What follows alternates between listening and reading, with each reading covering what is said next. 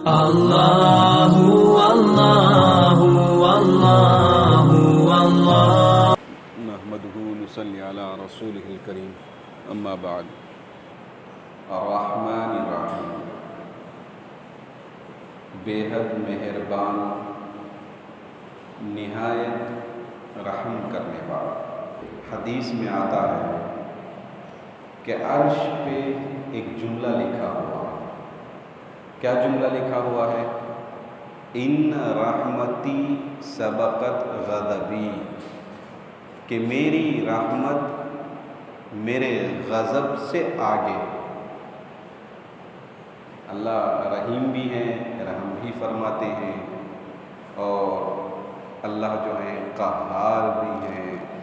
کبھی بندوں کی نافرمانی پر اللہ ناراض بھی ہوتے ہیں، راضی بھی ہوتے ہیں اور ناراض بھی ہوتے ہیں، لیکن اللہ فرماتے ہیں کہ میری جو رضامندی، میری جو رحمت ہے، یہ میرے غضب سے بھی، ناراضگی سے بھی آگے۔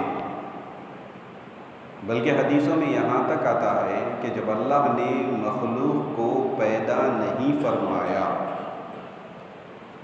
تب سے اللہ عرش پہ جملہ لکھے کہ ان رحمتی، اللہ کی جو رحمت ہے یہ سب سے آگے۔ یہ تو حدیث ہے، اور قرآن کے جو مضامین ہیں، قرآن کی جو آیتیں ہیں، اس میں بھی اللہ تبارک و تعالی بہت سے مقامات میں اس بات کو ظاہر فرماتے ہیں کہ اللہ کی رحمت سب سے آگے۔ جیسے سورہ انعام میں 50 پر 4 نمبر آیت، اس میں اللہ فرماتے ہیں کتب ربکم علی نفسہ الرحمۃ۔ اللہ کیا فرماتے ہیں کہ کتب ربکم علی نفسہ الرحمۃ، کہ اللہ نے اپنے اوپر مہربانی کو، رحمت کو لازم کر دیا۔ مہربانی کرنا گویا کہ اللہ پہ لازم ہے، ضروری ہے۔ یہ فرماتے ہیں اللہ کہ ہم نے اپنے اوپر لازم کر لیا مہربانی۔ اللہ نے انسانوں کو پیدا کیا اور اللہ کی رحمت اس پر ہے، اسی وجہ سے بے شمار نعمتیں اللہ نے اس انسان کو عطا فرمائی، انگنت نعمتیں اللہ نے عطا فرمائی۔ وَإِن تَعُدُّوا نِعْمَتَ اللَّهِ، اللہ فرماتے ہیں اگر تم میری نعمتوں کو شمار کرنا چاہو تو شمار نہیں کر سکتے۔ اتنی نعمتیں، اتنی مہربانیاں ہم نے تم پہ کی، لیکن انسان ہے، جلد باز ہے، جلد باز، بہت جلدی کسی چیز کو طلب کرنے والا ہے، ظاہر پر اعتماد کرنے والا ہے۔ جو اس کو ظاہر نظر آتا ہے اس پر اللہ، جس پر جو ہے بندہ اعتماد کرتا ہے، اس کی حقیقت کیا ہے یہ انسان سے چھپی ہوئی، انسان سے پوشیدہ۔ اس لیے جو ظاہر دیکھتا ہے تو دیکھ کر جلد بازی کرنے لگتا ہے۔ کوئی مصیبت آ گئی، کوئی پریشانی آ گئی تو کتنے مسلمانوں کو دیکھا جاتا ہے کہ شکوہ شکایت کرتے ہیں، بلکہ اللہ کی شان میں گستاخی کرتے ہیں کہ میں ہی ملا تھا، مجھ پر ہی نازل کرنا تھا، مجھ پر ہی ظلم کیوں کیا جا رہا، میرے ساتھ ہی ایسا کیوں ہو رہا۔ حالانکہ یہ بھی اس پر کسی مصیبت کا نازل کرنا، یہ بھی اللہ کی جانب سے ایک رحمت، ایک مہربانی ہو سکتی ہے، اس لیے کہ ہم ظاہر کو دیکھتے ہیں اور اللہ ظاہر اور باطن دونوں کو دیکھتا ہے نا۔ ہمارے سامنے صرف ظاہر ہوتا ہے، جو چیزیں دکھائی دیتی ہیں وہ ہمارے سامنے ہوتی ہیں، لیکن اللہ ظاہر کو بھی دیکھتے ہیں اور باطن کو بھی دیکھتے ہیں۔ قرآن کی آیتوں میں اللہ ایک جگہ فرماتے ہیں دیکھو کبھی ایسا ہوتا ہے کسی چیز کو تم ناپسند کرتے ہو لیکن وہ تمہارے لیے خیر ہو سکتی ہے۔ کسی چیز کو تم ناپسند کرتے ہو لیکن وہ تمہارے لیے کیا ہو سکتا ہے؟ خیر اور بھلائی ہو سکتی ہے. کسی چیز کو تم پسند کرتے ہو لیکن وہ تمہارے لیے نقصان دہ ہو سکتی ہے. یہ تم نہیں جانتے، یہ ہم جانتے ہیں. اللہ فرماتے ہیں، دیکھو کتب علیکم القتال، مثال دے کر فرماتے ہیں کہ تم پر قتال کو، جنگ کو فرض کر دیا گیا، لازم کر دیا گیا، لیکن وہ کرہ لکم، تم اس کو پسند نہیں کرتے. یہ بتانے کے بعد اللہ آگے فرماتے ہیں وَعَسَىٰ أَن تَكْرَهُوا شَيْئًا وَهُوَ خَيْرٌ لَكُمْ، کبھی کسی چیز کو تم ناپسند کرتے ہو لیکن وہ تمہارے لیے خیر اور بھلائی ہو سکتی ہے. وَعَسَىٰ أَن تُحِبُّوا شَيْئًا، اور کبھی کسی چیز کو تم پسند کرتے ہو لیکن وَهُوَ شَرٌّ لَكُمْ، وہ تمہارے لیے شر اور نقصان ہو سکتا ہے. وَاللَّهُ يَعْلَمُ، واللہ یعلم، اللہ جانتے ہیں، وانتم لا تعلمون، تم نہیں جانتے. ہم صرف ظاہر کو دیکھتے ہیں نا، اچھی لگی تو اچھی، نقصان لگا تو ہم سمجھتے ہیں نقصان ہے. لیکن جیسے باپ اپنے بچے کی پرورش کرتا ہے، اس کی تربیت کرتے ہوئے کبھی بچے کو ڈانٹتا ہے، کبھی مارنے کی بھی نوبت آتی ہے، مارتا ہے، سختیاں اس پہ ڈالتا ہے، مکتب بھیجتا ہے، مدرسہ بھیجتا ہے، اسکول بھیجتا ہے نا. اس سے بظاہر بچے کو لگتا ہے کہ یہ جو ہے مجھ پہ ظلم کیا جا رہا، مجھے پریشان کیا جا رہا، مجھے گھر میں رہنے نہیں دیا جاتا، اپنی منمانی زندگی گزارنے نہیں دیا جاتا، اپنی خواہشات کو پورا کرنے مجھے نہیں دیا جاتا. یہ گویا کہ مجھ پہ ظلم. یہ آواز برابر آ رہی ہے میری؟ ذرا زیادہ ہاں، بات سمجھ میں نہیں آئی. آواز آ رہی ہے؟ ماں باپ کی سختیاں ان کو لگتا ہے کہ یہ بہت سختی ہے، مجھ پہ گویا کہ ظلم کیا جاتا، حالانکہ پوری دنیا جانتی ہے کہ یہ بچے پر کیا نہیں ہے، ظلم نہیں ہے، یہ عین مہربانی ہے. اس لیے کہ باپ اس کا فیوچر دیکھتا ہے، اس کا مستقبل دیکھتا ہے، اس کو سنوارنا چاہتا ہے، اس کو دنیا میں جو ہے آگے بڑھانا چاہتا ہے. فکر ہوتی ہے ماں باپ کو، اپنے بچوں کے تعلق سے فکر ہوتی ہے. کبھی بعض باپ تو ایسے ہوتے ہیں کہ اپنے بارے میں بہت کم سوچتے ہیں، اپنے بچوں کے بارے میں زیادہ سوچتے ہیں. ہماری زندگی تو ہو گئی جیسے ہو گئی، لیکن ہمارے بچے اس طرح نہ ہو. ہم نے اپنے بزرگوں کو بھی دیکھا، بڑے لوگوں کو بھی دیکھا جو نہیں پڑھے، جاہل تھے، بالکل ان پڑھ، گناہ میں، غلطی میں لگنے والے، گالی گلوچ کرنے والے، وہ بھی یہ نہیں چاہتے کہ میرا بچہ میرے جیسا بنے، میں غلط راستے پہ چلا گیا. ایسے بہت سے مسلمانوں کو میں نے سنا ہے، میں نے دیکھا ہے، اور ان کو کہتے میں نے سنا ہے، وہ کہا کرتے تھے حضرت ہم بگڑ گئے، ہم نہیں چاہتے کہ ہمارا بچہ بگڑے، اس کو تو ہمیں سیدھا راستہ لگانا ہے، اس کو تو ہمیں مدرسہ بھیجنا ہے. تو لہٰذا یہ بچوں کو لگتا ہے کہ یہ نقصان دینے والا، یہ ظلم ہے، حالانکہ یہ ان پر کوئی ظلم نہیں ہے بلکہ عین رحمت ہے. ویسے اس دنیا میں اللہ تعالیٰ نے مسلمانوں کو انسانوں پر جو اللہ نے پابندیاں عائد فرمائی ہیں، نماز پڑھنے کا اللہ نے مسلمانوں کو حکم دیا، روزہ رکھنے کا حکم دیا، فلاں کام کرنے کے ہیں اور فلاں کام رکنے کے ہیں، ہر بری خواہش سے منع کیا کہ نہیں ایسی خواہش نہیں کرنی ہے. بظاہر لگتا ہے کہ ہمیں کیوں منع کیا جائے، ہم تو اپنی زندگی جیتے ہیں یہاں پر. جیسا کہ آزادی کے نام پر آج بہت سے لوگوں کا یہ دعویٰ ہوتا ہے کہ یہ ہماری زندگی ہے، ہم اپنی زندگی اپنی منمانی سے گزار سکتے ہیں، یہ اپنی زندگی، اپنا پیسہ، اپنا مال، اپنا ارادہ، اپنی مرضی. یہ بالکل ایسے ہے جیسے چھوٹا سا بچہ LKG UKG جانے والا جیسے ضد کرتا ہے، ویسے ایک طرح کی ایک ضد ہے. اللہ عین حقیقت کو دیکھتے ہیں، اللہ چھپی ہوئی چیزوں کو بھی دیکھتے ہیں. تو مصیبت جو بظاہر نازل ہوتی ہے یہ کوئی مصیبت نہیں، خلاف واقعہ کوئی چیز پیش آ جائے، کوئی آدمی مریض ہو گیا، بیمار ہو گیا تو غلط سلط الفاظ کہہ دیتا ہے، نہیں ایسے نہیں کہنا چاہیے.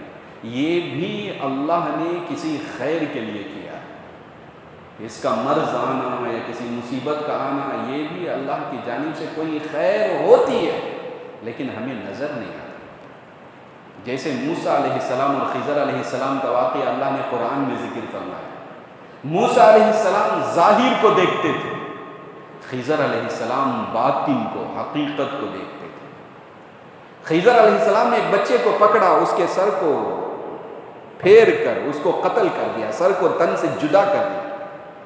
پریشان موسیٰ علیہ السلام، کیا آدمی ہو تم، ایک نفس کو، ایک بے جان چیز کو تم نے قتل کر دیا۔ کہنے لگے تم نہیں جانتے وہ چیز جو میں جانتا ہوں، اللہ نے مجھے حقیقت کا علم دیا ہے، تم ظاہر کو جانتے ہو، اللہ نے مجھے باطن کا علم دیا ہے۔ کشتی میں گئے، لوگوں نے احسان کیا کشتی والوں نے، لیکن تختہ نکال دیا، عیبدار کر دیا کشتی کو۔ یہ پہلے یہ بات پیش آئی تو موسیٰ علیہ السلام کہنے لگے ظاہر کو دیکھتے ہوئے، کیا ہے تم پر لوگوں نے احسان کیا اور تم ان کو نقصان پہنچاتے ہو، کشتی کو عیبدار کرتے ہو؟ تو خضر علیہ السلام کہنے لگے نہیں، آپ نہیں جانتے حقیقت کیا ہے، آپ تو ظاہر کو دیکھتے ہیں۔ ویسے اس دنیا میں جو واقعات پیش آتے ہیں، ہماری آنکھیں ظاہر کو دیکھتی ہیں اور باطن کو اللہ دیکھتا ہے۔ ہم ظاہر کو دیکھ کر کبھی غلط فیصلہ کر دیتے ہیں، ہمیں رکنا چاہیے۔ غلط فیصلے سے، غلط الفاظ سے، غلط ارادوں سے ہمیں رکنا چاہیے، اس لیے کہ ہم ظاہر کو دیکھتے ہیں اور اللہ کس کو دیکھتا ہے؟ باطن کو۔ یہی اللہ فرماتے ہیں عَسَىٰ أَن تَكْرَهُوا شَيْئًا وَهُوَ خَيْرٌ لَكُمْ، کبھی کوئی چیز تم ناپسند کرتے ہو وہ تمہارے لیے خیر ہوتی ہے، اور کبھی کسی چیز کو تم پسند کرتے ہو لیکن اس میں تو جو ہے شر ہوا کرتا ہے۔ تو اللہ تبارک و تعالیٰ کبھی اپنے بندوں پر ظلم نہیں فرماتا، دنیا میں بھی اور آخرت میں بھی۔ اس لیے اس ابتدائی آیتوں میں اللہ اس کو ظاہر فرماتے ہیں، قرآن کی ابتدائی آیتیں، اور اللہ فرماتے ہیں الرحمن الرحیم، تم جانتے ہو کہ اللہ کون ہے، یہ بہت رحم کرنے والا ہے، یہ اللہ تبارک و تعالیٰ بہت زیادہ مہربان ہے۔ جیسا کہ بات مشہور ہے، ماں باپ کیا محبت کریں گے، اللہ اس سے کئیوں زیادہ محبت کرنے والا ہے۔ اور جیسے کہتے ہیں نا، رحمت خدا بندی بہانہ می جو ہے، اللہ کی رحمت تو بہانہ ڈھونڈتی ہے، اللہ بہت محبت فرماتے ہیں اور بہانے سے بندوں کو جو ہے وہ معاف فرما دیتے ہیں۔ حدیث میں ایک واقعہ آتا ہے، ماں کی جو محبت ہے، اس کو دیکھ کر ہمیں اللہ کی محبت معلوم ہوتی ہے۔ حدیث میں ایک واقعہ آتا ہے کہ ایک نوجوان، ایک آدمی، صحابی رسول، ان کا آخری وقت تھا، وفات تو ہونے والے تھے، لیکن ان کے زبان سے کلمہ نکلنا مشکل ہو گیا تھا۔ صحابی رسول، ان سے بڑا مقام تو کسی کو نہیں ہو سکتا، صحابہ سے بڑھ کر بعد میں آنے والوں کا مقام تو ان کے مقام کو کوئی پہنچ نہیں سکتا، سمجھے؟ تو بہت بڑے مقام کے، درجے کے یہ صحابی ہیں، لیکن آخری وقت ہے، کلمہ زبان سے نہیں نکل رہا ہے۔ صحابہ نے کوشش کی، تلقین کی، لیکن نہیں، کلمہ نہیں نکل۔ نبی علیہ السلام کو اس کی خبر دی گئی کہ اللہ کے رسول ان کی حالت ہے۔ آپ علیہ السلام تشریف لائے اور آ کر فرمانے لگے اما کان یصلی، کیا یہ آدمی نماز پڑھتے تھے؟ صحابہ نے کہا ہاں بلا یا رسول اللہ، یہ تو نمازی آدمی ہے، نماز پڑھنے والے۔ اما کان یصوم، کیا یہ روزہ رکھتے تھے؟ ہاں اللہ کے رسول یہ روزہ بھی رکھنے والے، عبادت کرنے والے۔ تو کیا بات ہے، کیا غلطی ہو گئی؟ پھر اللہ کے نبی نے پوچھا کیا یہ اپنے والدین کی نافرمانی کرنے والے تھے؟ تو صحابہ نے کہا ہاں ایسا لگتا ہے، ہم ان کی ماں ہے، ان کو بلا لیں، ان سے پوچھ لیں۔ لہٰذا ان کی ماں کو بلایا گیا اور بلا کر ان سے دریافت کیا گیا، دیکھو تمہارے بیٹے کی یہ حالت ہے جو کہ ان کے زبان سے کلمہ نہیں نکل رہا، کیا تمہارے ساتھ وہ نافرمانی کرنے والے، بے ادبی کرنے والے؟ تو کہنے لگے ہاں۔ ماں کہنے لگی کہ یہ جو میرا بیٹا ہے یہ میرا نافرمان تھا، میری نافرمانی کرتا تھا۔ اللہ کے نبی نے فرمایا ہل عفوتی عنہ، کیا آپ اس کو معاف نہیں کریں گے؟ آپ معاف کریں گے تو ان کے زبان سے کلمہ نکلے گا، وہ جنت میں چلے جائیں گے۔ معاف نہیں کیے، کلمہ نہیں نکلا تو پھر کیا ہوگا؟ خاتمے کا اعتبار ہوتا ہے، آدمی کے آخری زندگی اور آخری عمر کا اعتبار، آخری لمحے کا اعتبار ہوتا ہے۔ حلا فوتی عنہم، کیا آپ ان سے معاف نہیں کریں گے؟ تو ماں کہنے لگی نہیں، میں معاف نہیں کروں گی۔ کیوں؟ اس لیے کہ اس نے اپنی جوانی میں، اپنے صحت کے زمانے میں مجھ پہ بہت ظلم کیا، اس نے مجھے ایسا تماچا مارا جس کی وجہ سے میری آنکھ جو ہے کمزور ہو گئی، آنکھیں میری کمزور ہو گئی، اتنا ظلم اس نے کیا ہے، مجھے تمانچے مارے ہیں، میں اس کو کیسے معاف کر سکتی ہوں؟ نہیں، میں اس کو معاف کرنے کے لیے تیار نہیں۔ اللہ، کیا کیا جائے؟ نبی علیہ السلام نے صحابہ کرام سے فرمایا چلو لکڑیاں جمع کرو، ایندھن جمع کرو۔ اب ماں پریشان، لکڑیاں کیوں جمع کی جا رہی ہیں؟ تو نبی نے فرمایا لکڑیاں جمع کرو، ایندھن جمع کرو، کہ یہ جو آدمی ہیں اپنی ماں کی نافرمانی کیے ہیں، ان کو تو سزا ملنی چاہیے، ان کو تو جلانا چاہیے، لہذا ان کو سزا دی جائے، لکڑیاں جمع کرو، اس کو جلاؤ تاکہ ان کو اس میں جلایا جا سکے۔ اس طرح لکڑیاں لائی گئی، ایندھن لایا گیا، تو ماں پریشان ہو گئی۔ ماں تو رحم کرنے والی ہوتی ہے، اس کا دل تو ممتا کا ہوتا ہے، دل میں تو محبت ہوتی ہے، بچہ جتنا بھی ظلم کر لے، لیکن ماں باپ کے دل میں ایک محبت ہوا کرتی ہے بچوں کے تعلق سے۔ تو فوراً کہنے لگی اے اللہ کے رسول، میں نے اس کو معاف کر دیا۔ یہ کیسے ہو سکتا ہے؟ میں نے اس کو 9 مہینے اپنے پیٹ میں رکھا ہے، 2 سال میں نے اسے دودھ پلایا ہے، اے اللہ کے رسول میں اپنی آنکھوں کے سامنے اسے جلتا ہوا دیکھوں، یہ کیسے ہو سکتا ہے؟ لہٰذا میں نے اسے معاف کر دیا۔ یہ کہنا تھا، حدیث میں وارد ہے کہ ان کے زبان سے کلمات جاری ہو گئے، اشہد ان لا الہ الا اللہ والا کلمہ ان کے زبان سے جاری۔ تو یہاں پر مفسرین کہتے ہیں یہ ماں جب معاف کر سکتی ہے تو اس سے کئیوں گنا زیادہ محبت رکھنے والا رب ذوالجلال کیا نہ معاف نہیں فرمائے گا؟ یہ ماں کی جو محبت ہے وہ اللہ کی محبت کا ایک چھوٹا سا حصہ، بلکہ یہاں تک وارد ہے کہ اللہ نے اپنی رحمت کے 100 حصے کیے، اللہ نے اپنی رحمت کے 100 حصے کیے ہیں، ان میں سے ایک حصہ دنیا میں بانٹ دیا، 90 پر 9 حصے اپنے پاس رکھے اور ایک حصہ اللہ نے دنیا میں بانٹ دیا، اور اس ایک حصے کی وجہ سے ماں اپنے بچے سے اور لوگ اپنے رشتہ داروں سے اور جاندار اپنے بچوں سے، اپنے ہم جنس سے جو محبت کرتے ہیں، یہ اللہ کے اس ایک محبت کی وجہ سے اللہ اتنا زیادہ محبت کرنے والا۔ اسی لیے اللہ فرماتے ہیں آؤ میرے پاس، میں معاف کرنے کے لیے تیار، جتنا بھی تم گناہ کر کے آؤ، جتنا بھی گناہ کر کے آؤ۔ سمندر کی جھاگ ہے، سمندر ہے، اتنا گناہ کر کے بھی تم میرے پاس آؤ گے اور اخلاص کے ساتھ، صحیح نیتی کے ساتھ اگر تم توبہ کر لو گے، تمہارے سارے گناہ معاف کر دیے جائیں۔ بہت محبت کرنے والا، بہت چاہنے والا اللہ۔ ایک حدیث میں آتا ہے، اللہ تبارک و تعالی، اللہ کے نبی فرماتے ہیں جو بندہ خالص دل کے ساتھ، اخلاص کے ساتھ لا الہ الا اللہ کہتا ہے، اس کے سارے گناہ بخش دیے جاتے ہیں۔ صحابی رسول فرماتے ہیں اللہ کے رسول کیا ایسا ہے؟ وَإِن زَنَا وَإِن سَرَقَ، اگر وہ بڑا گناہ کر لے، زنا کر لے، چوری کر لے، تو کیا تب بھی معاف کیا جائے گا؟ اللہ کے نبی فرماتے ہیں ہاں، تب بھی اس کو معاف کیا جائے۔ وَإِن زَنَا وَإِن سَرَقَ، اگرچہ کہ وہ زنا کر لے، چوری کر لے، تب بھی اللہ تبارک و تعالی معاف کرنے والے ہیں۔ یہ اللہ کی رحمت ہے، اللہ کی رحمت کا ایک حصہ ہے۔ اللہ نے سرکار دو عالم صلی اللہ علیہ وسلم کو جو رحمت للعالمین بنا کر اس دنیا میں مبعوث فرمایا، ہمارے اس امت کے درمیان، اپنی امت کے درمیان سرکار دو عالم صلی اللہ علیہ وسلم کو جو رحمت للعالمین بنا کر اللہ نے جو بھیجا ہے، یہ بھی اللہ کی رحمت کا ایک حصہ ہے۔ سرکار دو عالم صلی اللہ علیہ وسلم میں کون ہے؟ اپنے بندوں سے بالکل اپنی امت پہ رحم کرنے والے، محبت کرنے والے۔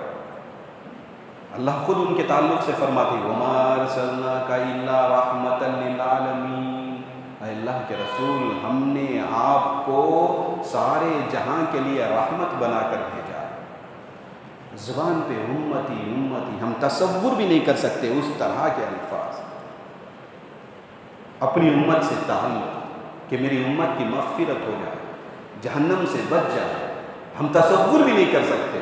نبی علیہ السلام کے تعلق سے آتا ہے کہ آخری وقت میں بھی آپ کے زبان پہ جو الفاظ تھے وہ یہی تھے، امتی امتی، میری امت میری امت۔ احد میں دشمنان اسلام نبی علیہ السلام پہ حملہ کیے، جس کی وجہ سے آپ کے دندان مبارک شہید ہو گئے، ہم جانتے ہیں آپ کے کیا ہو گئے، دندان مبارک شہید ہو گئے۔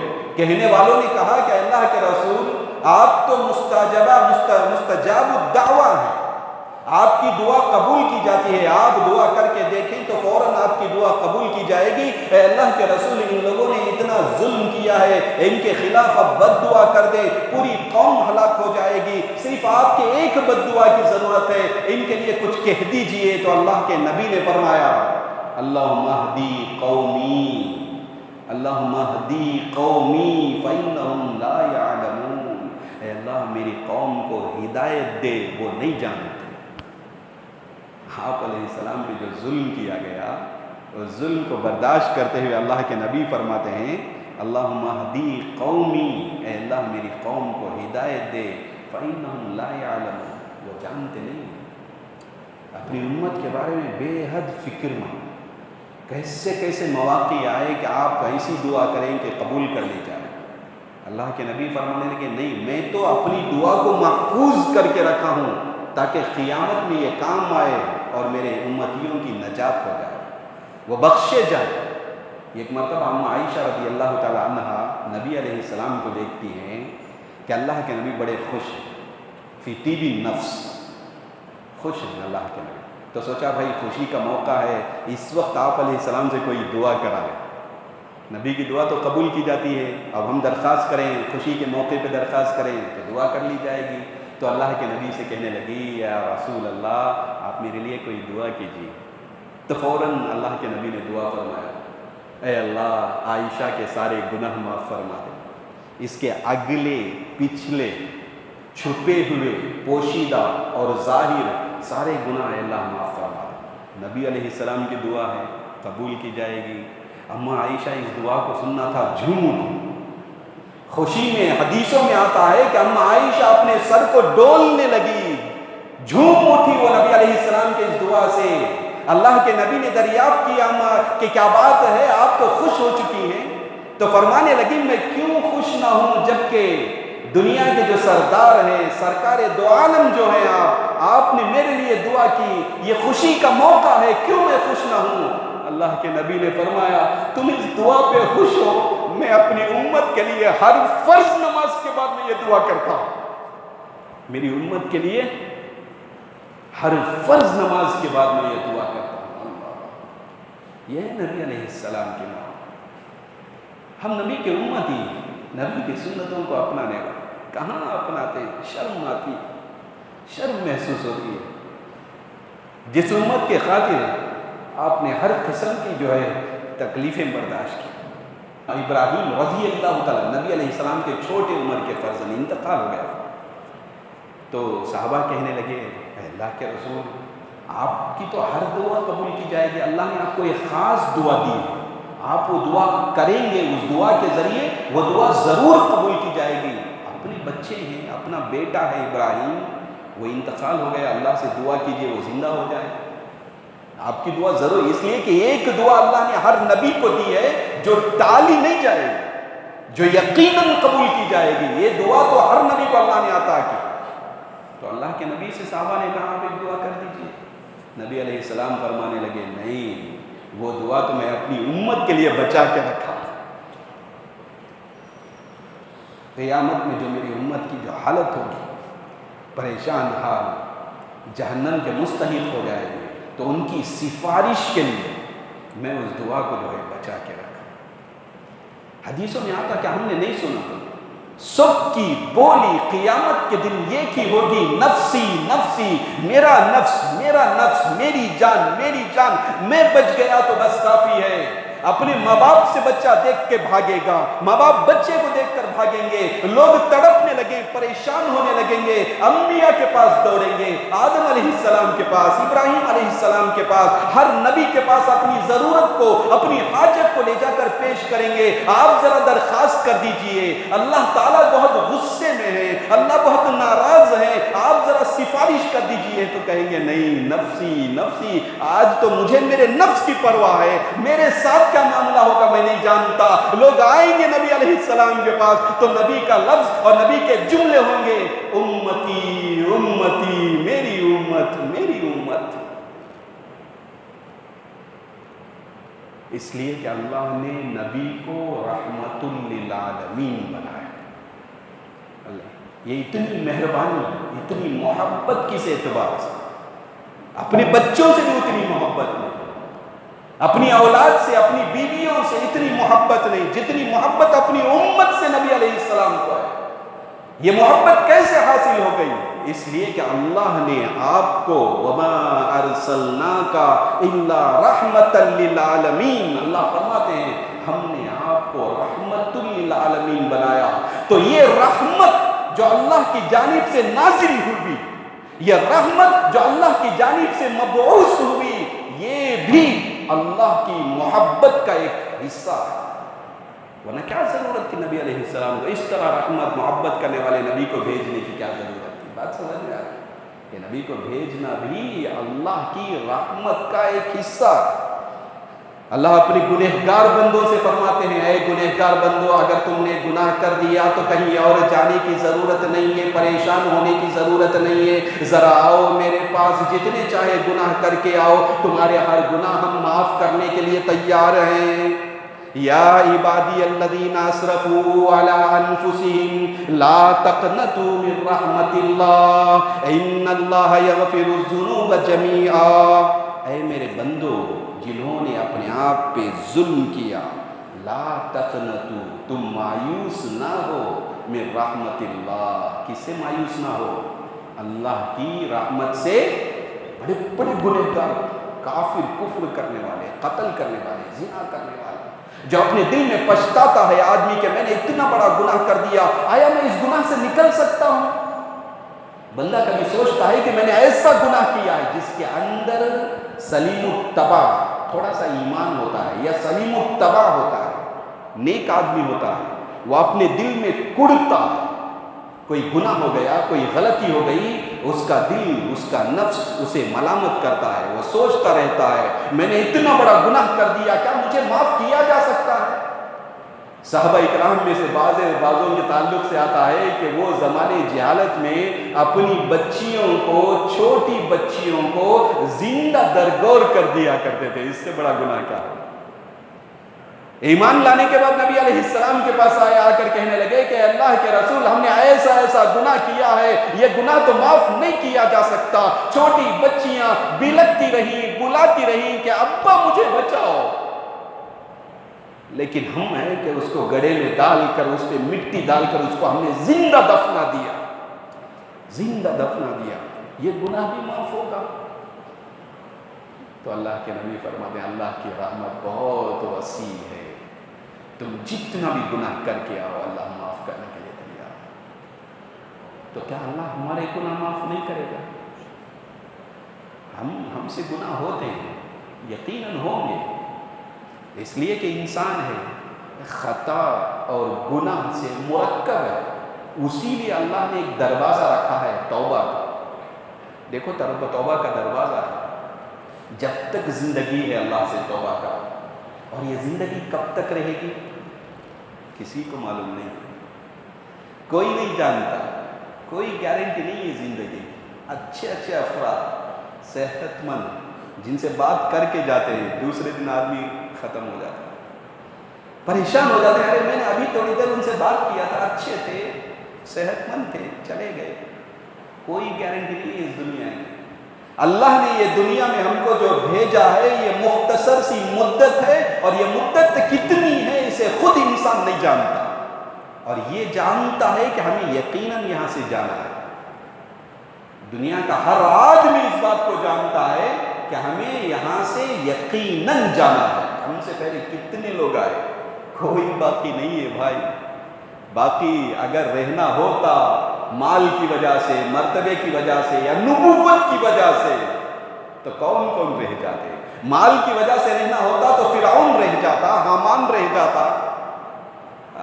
مرتبے کی وجہ سے رہنا ہوتا تو بڑے بڑے بادشاہ رہ جاتے، سلیمان علیہ السلام رہ جاتے اس دنیا میں، جن کی حکومت تو ساری دنیا پہ چھائی ہوئی تھی۔ اگر نبوت کی وجہ سے رہنا ہوتا تو میرے اور آپ کے آقا سرکار دو عالم صلی اللہ علیہ وسلم اس دنیا میں رہ جاتے۔ آپ کو بھی اٹھا لیا گیا تو دنیا میں کون بچے گا؟ کوئی نہیں بچے گا، کوئی نہیں۔ ہر ایک کو فنا ہونا۔ دنیا میں جو بھی آیا ہے، خواہ وہ جاندار ہو یا غیر جان ہو، ہر ایک کو فنا ہونا ہے، ہر ایک کو ختم ہونا ہے، یہاں تک کہ خود اس دنیا کو بھی فنا ہونا ہے، خود اس دنیا کو بھی فنا ہونا ہے۔ ہم اتنی سی مدت ہمیں معلوم نہیں اور ہم اللہ کی نافرمانی کرتے ہیں۔ اللہ نے دروازہ کھلا رکھا ہے، دیکھو اے بندو آؤ میرے پاس، جتنا گناہ تم نے کر دیا، ہم نے تم کو پیدا کیا، اپنے ہاتھوں سے پیدا کیا۔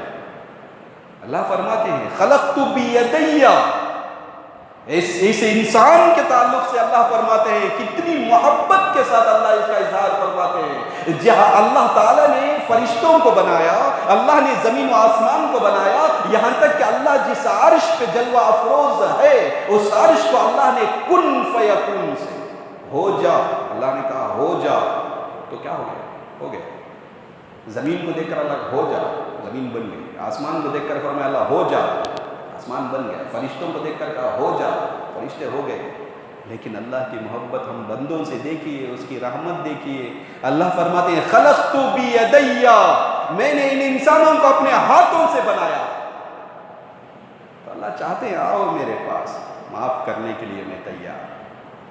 رحمت خداوندی یہی کہا جاتا ہے، رحمت خداوندی بہانہ می جو ہے، اللہ کی رحمت تو بہانہ ڈھونڈتی ہے۔ اسی لیے کہتے ہیں کہ بھائی چھوٹے چھوٹے گناہ ہیں، ان چھوٹی چھوٹی چیزیں ہیں، گناہوں سے بچا جائے، خواہ وہ چھوٹا ہو یا بڑا ہو، ہر گناہ سے بچا جائے۔ اس لیے کہ گناہ اللہ کی نافرمانی، اور عمل خواہ وہ چھوٹا ہو یا بڑا ہو وہ عمل کیا جائے۔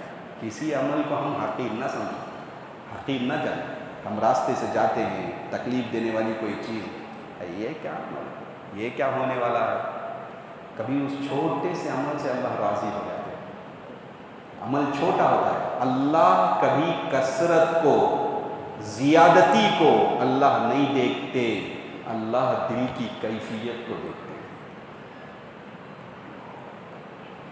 حدیث بخاری کی حدیث ہے، اس میں آتا ہے کہ ایک آدمی جو ہے پیاسا تھا، بڑا پیاسا تھا، سوچا چلو پانی پیے، کنویں میں داخل ہوا اور داخل ہو کر دیکھا، پانی پیا، پانی پینے کے بعد باہر آیا اور وہاں دیکھا کہ کتا پیاسا زمین کو، گیلی زمین گیلی ہے، وہ گیلی زمین کو چاٹ رہا ہے پیاس کی وجہ سے۔ وہ دل میں محسوس کیا ارے بھائی جیسے مجھے پیاس لگی ویسے کتے کو بھی پیاس لگی ہے، یہ بھی تو زمین کی مٹی کو، گیلی مٹی کو چاٹ رہا، چلو اس کو پانی پلا دیں۔ لہٰذا پھر دوبارہ اس کنویں میں اترا، اپنا جو موزہ پہنتے نا پیر میں، موزے کو لے گیا پانی میں اور پانی کنویں میں گیا اور کنویں سے پانی لے آیا اور اس کتے کو اس نے کیا کر دیا؟ پانی پلا دیا۔ حدیثوں میں آتا ہے اللہ اس کے اس عمل سے اس سے راضی ہو گیا اور اللہ نے اسے جنت میں داخل فرما دیا۔ عمل چھوٹا لگتا ہے لیکن عمل کیا ہے، کون سی چیز ہے، اللہ تعالیٰ ہی جانتا ہے۔ اس کی کیفیت کو، کہنے کے انداز کو، دل کی حالت کو یہ اللہ جانتا ہے۔ لہٰذا کسی بھی عمل کو یہ قلیل نہ سمجھے، چھوٹا نہ سمجھے۔ اللہ کے یہاں کوئی عمل کیا نہیں ہے، چھوٹا نہیں۔ تفسیر رازی میں ایک بات لکھی ہوئی ہے، اس میں فرماتے ہیں کہ ایک آدمی قیامت میں پیش کیا جائے گا اور وہ آدمی جو ہے کہنے لگے گا ارے میں تو ہلاک ہوا، میں تو برباد ہوا، میں نے کوئی عمل نہیں کیا دنیا میں، کوئی مجھ سے ایسا عمل نہیں ہوا، ممکن میں تو ختم ہو گیا، ہلاک ہو گیا۔ لیکن اللہ فرمائیں گے اس کا فیصلہ کرتے ہوئے کہ جا بندے میں نے تجھے معاف کر دیا، میں نے تیری بخشش کر دی، تجھے معاف کر دیا، چل جا تو جنت میں داخل ہو جا۔ تفسیر رازی نے کتاب ہے، تفسیر کبیر جسے کہتے ہیں، تو وہ کہنے لگے گا اللہ مجھے کوئی عمل ایسا میں کیا ہوں جس کی وجہ سے میں جنت کا مستحق بن جاؤں، ایسا کوئی عمل مجھے معلوم نہیں ہے، اے اللہ میں نے ایسا کون سا عمل کر دیا؟ تو اللہ فرمائیں گے اے بندے تو نیند کی حالت میں سویا ہوا تھا اور ایک طرف سے دوسری طرف تو کروٹ بدلتا ہوا اپنی زبان سے تو نے اللہ کا میرا نام لیا، پھر اس کے بعد تو سو گیا، تو بھول گیا، لیکن میں سونے والا نہیں ہوں، مجھے اونگ نہیں آتی، مجھے نیند نہیں آتی، اس تیرے اللہ کہنے کی وجہ سے آج میں نے تجھے معاف کر دیا، چل جنت کو چلا۔ کون سا عمل ایسا ہے کہ جس سے آدمی کی بخشش کر دی جائے معلوم نہیں، اور کون سا عمل ایسا ہے کہ جس سے آدمی کی پکڑ کر لی جائے یہ بھی معلوم نہیں، جسے اللہ تبارک و تعالیٰ راضی ہو جائے کون عمل ہے، اور کون سا ایسا عمل ہے جس سے اللہ ناراض ہو جائے، اسے بھی ہم نہیں جانتے۔ اس لیے کہتے ہیں کسی غلطی کو، کسی گناہ کو، اگرچہ کہ وہ چھوٹا لگتا ہو، اگرچہ کہ وہ حقیر لگتا ہو، لیکن وہ گناہ اور وہ غلطی نہ کرو، اس لیے کہ غلطی کو نہ دیکھو، گناہ کو نہ دیکھو، بلکہ یہ دیکھو کہ تم کس کی نافرمانی کرتے ہو، اللہ کی نافرمانی کرتے ہو، غلطی اور گناہ کو نہ دیکھو۔ اسی طرح کوئی عمل اگر تمہارا ہے تو عمل کو نہ دیکھو، عمل فوراً کرو۔ ایک اور بات، ہم جب ارادہ ہوتا کوئی عمل کا فوراً عمل کر دیں، سمجھے، ورنہ تو شیطان ایسا ہوتا ہے کہ اسے بھلا دیتا ہے، اسے نکال دیتا ہے، عمل کا پھر ارادہ نہیں ہوتا، توفیق نہیں ملتی۔ تو عمل کرنے کا کوئی ہم نے صدقہ دینا چاہا فوراً دے دیں۔